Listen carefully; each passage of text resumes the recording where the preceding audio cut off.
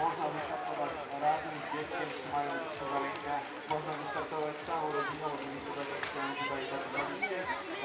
Tak tylko możemy was klasyfikować. Także prosimy też wszystkich, którzy zajmują się edukacją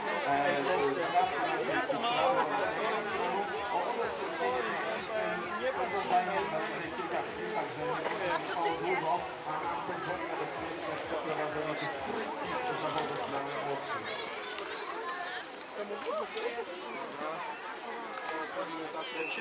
Startować będziemy spod Aquaparku Reda.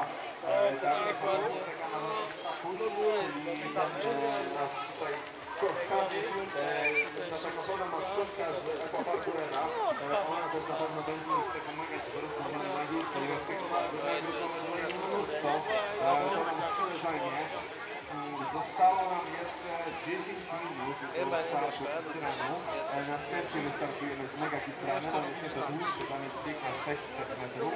Także mamy tam chwilkę do tego, aż ten start się odbędzie. Jak na razie tutaj jest rozgrzewka, Jakusia nie widać, ale za to na tym się rozgrzewa. Od najlepszych właśnie jak się przygotować do swoich występów.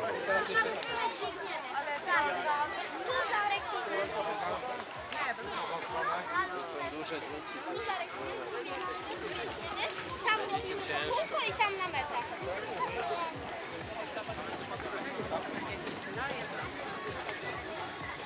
One po prostu biegną stąd na metrach.